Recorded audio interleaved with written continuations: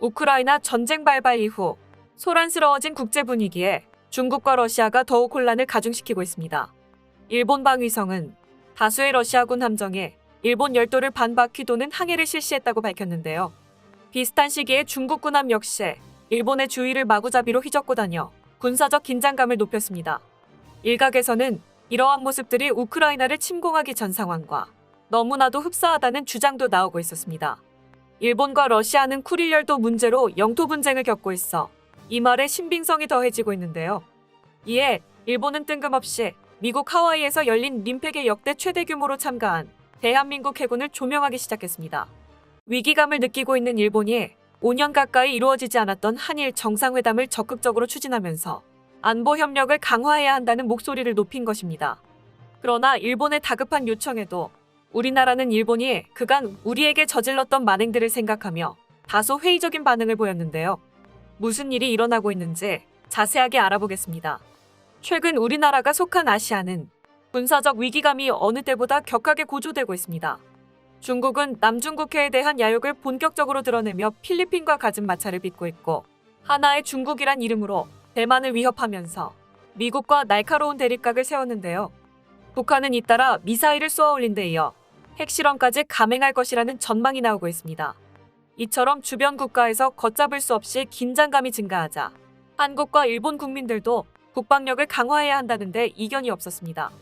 지난달 일본 요미우리 신문은 양국 국민을 대상으로 공동 여론조사를 시행했고, 자국의 국방력을 강화하는 데 찬성하느냐는 질문에 한국인은 91.2%가 동의했고 일본인은 66%가 찬성한다고 답했습니다. 또한 군사적 위협을 느끼는 나라에 대한 질문에 한국은 휴전 상태를 유지하고 있는 북한을 가장 많이 꼽았고, 중국도 비슷한 비율로 우리나라의 위협이 된다고 응답했습니다. 그런데 이 여론조사에서 눈에 띄는 점은 일본인 중 무려 90%의 사람들이 러시아를 적국으로 생각하고 있다는 점이었습니다. 일본 매체는 일본 방위성의 말을 인용해 일주일 동안 약 10척의 러시아 군함이 일본 열도를 주기적으로 순회하면서 활동하고 있다고 보도했습니다. 여기에 따르면 홋카이도 동부 네무로반도에서 약 170km 떨어진 해역에 구축함 한 척과 호위함 한 척을 포함해 5척의 러시아 군함이 전개된 지 며칠 지나지 않아 또다시 오키나와 본섬과 미야코지마 사이의 해역을 통과한 것으로 나타나고 있습니다. 이에 대해 전문가들은 러시아가 우크라이나를 침공한 이후 팽창주의를 노골적으로 드러내고 있어 쿠릴 열도 남단에 위치한 4개의 섬을 두고 갈등을 벌이고 있는 일본에 대한 압박 수위를 강화하고 있다고 분석했습니다. 실제로 러시아는 24년간 유지되어 오던 남쿠릴 열도 인근 해역에서의 일본 어선의 조업을 금지시키기로 결정했고, 일본과의 평화조약 협상을 중단하겠다는 뜻을 분명히 했는데요. 게다가 일본을 지나간 러시아 군함들은 그대로 대규모 해상 훈련에 참여한 것으로 파악되었습니다. 러시아 국방부는 자국의 함대가 진행한 훈련에 40척 이상의 군함과 지원함을 비롯해 20대 이상의 항공기와 헬기가 동원되었으며, 해군 항공부대와 함께 적 잠수함을 탐지하거나 전술 함대에 대한 방공작전, 해상과 공중 목표물에 대한 모의전을 진행했다고 밝혔습니다. 이처럼 한없이 실전에 가까운 훈련은 일본에서 멀지 않은 태평양에서 수행되었는데요. 이를 두고 그저 훈련이라고 안심할 수만은 없는 이유는 러시아가 우크라이나를 침공하기 전에도 우방국인 벨라루스와 합동 훈련을 벌이다가 기습적으로 병력을 전시 상태로 전환한 전적이 있기 때문이었습니다.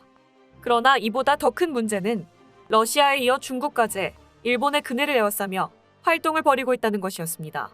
기시 노부오 방위성은 2척의 중국 전함과 1척의 보급선이 일본 이즈제도 근해에서 목격되었다고 말하며, 이 중에는 중국 해군 최고의 위력을 자랑하는 미사일 구축함 055형 라싸함이 포함되어 있었다고 전했는데요.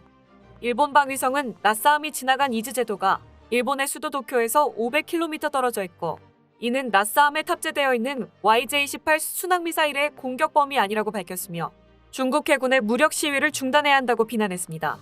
게다가 얼마 전 일본은 중국을 견제하고 인도태평양 지역의 국가들과 안보 협력을 강화하겠다는 목적으로 역대 최대 규모의 해상자위대를 파견하기까지 했습니다. 이날 이루어진 훈련에는 1000여 명의 파견 인원과 경항모로 개조되고 있는 이즈모함을 비롯해 다카나미 호위함, 기리삼의 잠수함 등이 동원되었으며, 항공부대 역시 투입된 것으로 확인이 되었습니다. 하지만 중국은 이러한 일본의 위협에도 눈 하나 꿈쩍하지 않았는데요. 이는 태평양 전쟁을 일으켰던 일본의 패전 이후 전쟁이나 무력 행사의 영구적 포기와 전력 불보유 등을 규정하는 헌법 구조에 따라 일본이 중국에게 실질적인 대응을 할 수 없다는 것을 알고 있기 때문이었죠.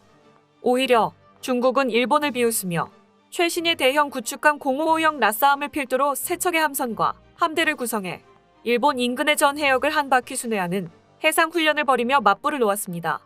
함대에는 라싸함과 구축함인 052D형 청두함, 보급함인 둥핑우함과 전자감시함인 텔량싱함 등이 포함되어 당장 해상전이 벌어져도 이상하지 않을 전력이었는데요.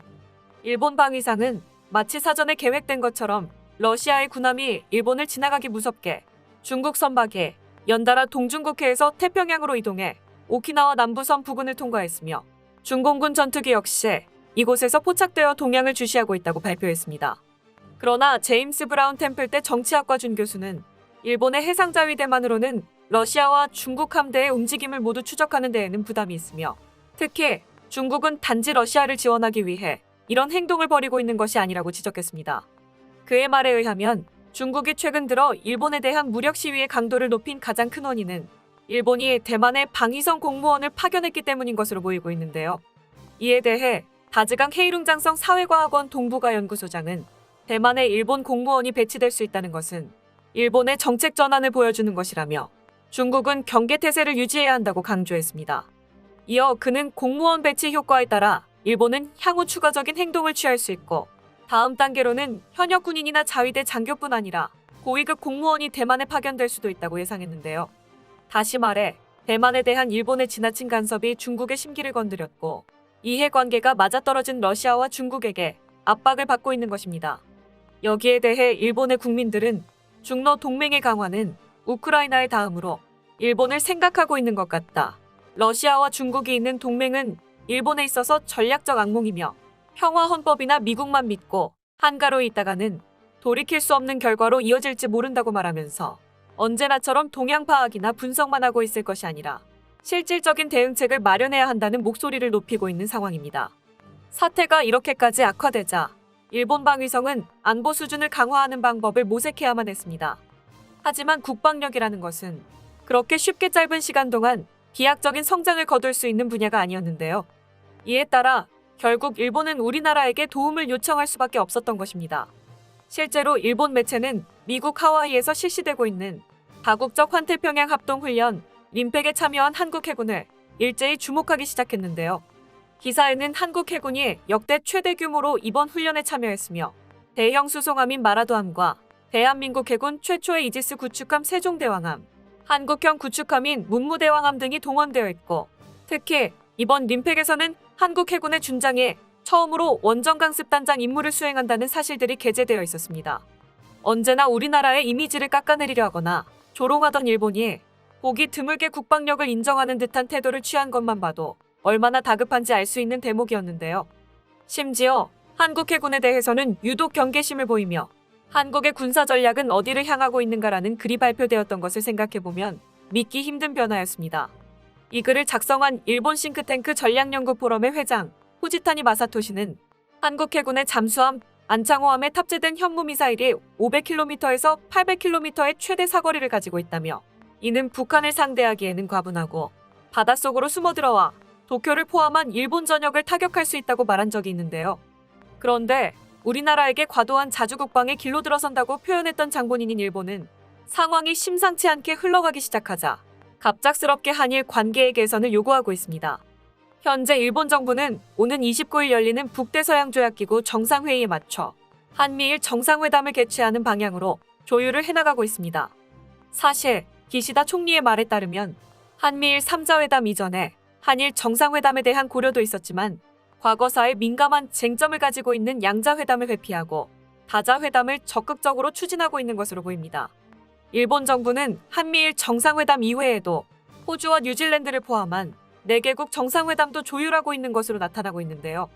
이로 인해 이번 나토 회의에서 한국과 일본은 적어도 3번 이상 마주치게 될 것이라는 전망입니다.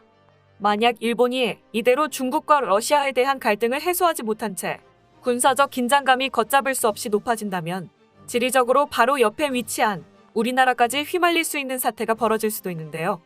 하지만 일본이 지금처럼 자신의 잘못과 실수를 인정하지 않고 그저 도움만을 바라는 모습을 보인다면 진정한 안보 협력은 절대 이루어질 수 없습니다. 누군가의 도움을 바라지 않고도 자주국방을 위해 달려가고 있는 대한민국 국방부를 응원하며 림팩에 참여한 해군 장병들이 좋은 경험을 쌓고 돌아오기를 바라겠습니다. 끝까지 시청해주셔서 감사합니다. 도움이 되셨다면 좋아요를, 다른 이야기도 궁금하시면 구독을 눌러주세요.